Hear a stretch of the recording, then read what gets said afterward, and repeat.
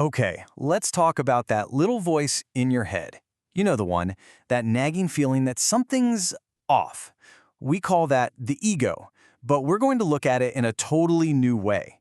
Think of it like your mind's buggy operating system. I mean, really think about this for a second. We are living in a world of just incredible abundance, right? More opportunities, more resources than ever. We've been given this insane gift of just being alive. So why do so many of us walk around feeling this constant anxiety, this sense that something's missing? Well, the answer isn't out there. Nope, it's inside of us, in our own programming. All right, let's get right to the heart of this. The problem isn't you. It's not some kind of personal flaw or anything like that. The real problem is that your mind, my mind, our minds, they're running on old, faulty software. It's an operating system with this one fundamental bug that's been messing with our experience from day one. So for our purposes here, let's call this buggy software the Ego OS. And its default setting, the absolute core of its code, is this powerful, nagging feeling of not being enough. It's a program that's constantly whispering and sometimes, even shouting that you, exactly as you are, right this second, you're not enough. But why? Why would our own minds do this to us? Well, it's kind of like a survival mechanism that's just gone completely haywire. See, the Ego OS stays in control by keeping you looking for something else, always seeking. Because if you were to actually truly realize that you're already whole, that just being alive is a state of perfect satisfaction, well, the ego would be out of a job, right? It would be totally obsolete. And believe me, it will do anything to make sure that doesn't happen. So, how exactly does the ego keep its job? Simple.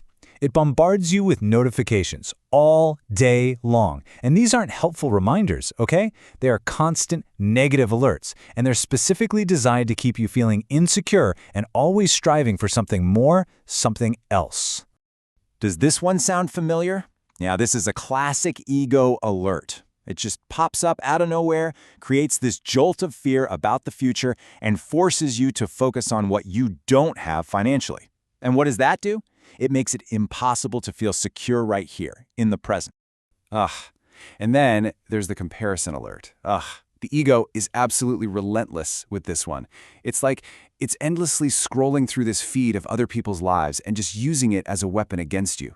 Its whole goal is to make sure you always feel like you're falling behind in some invisible race that you never even signed up for.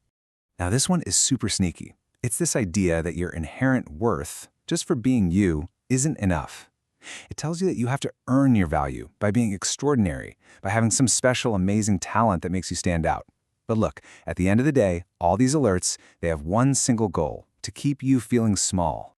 Okay, so this internal bug, it doesn't just operate in a vacuum. Not at all. In fact, our modern society has become an absolute expert at exploiting it.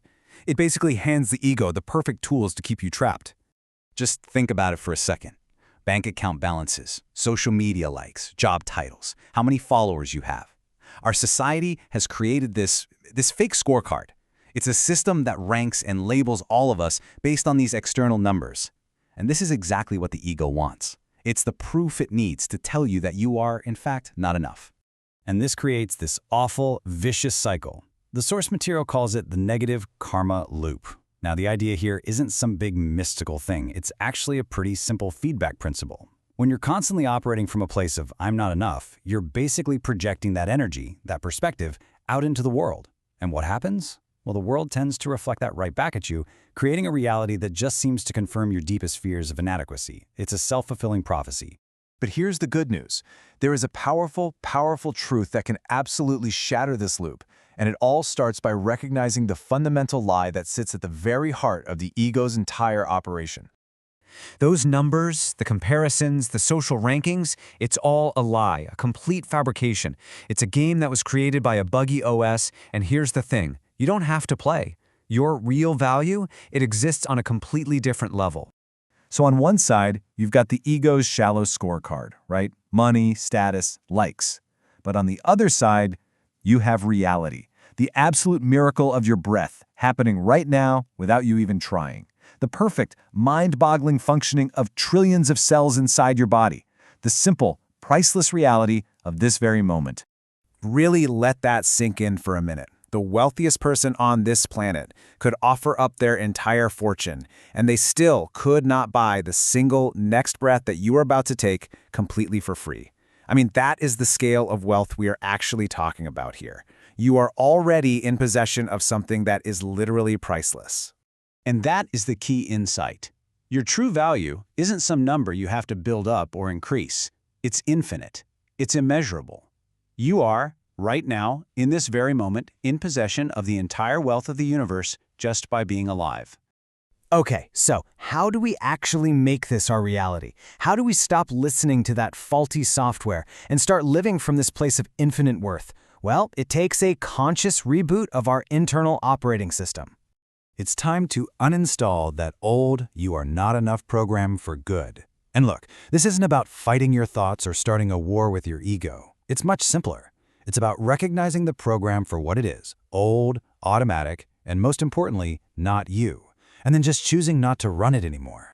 So here's a simple but really powerful training exercise you can do. The next time a thought of anxiety or comparison pops into your head, the first thing you do is just recognize it. See it not as your thought, but as an automatic notification from that old OS.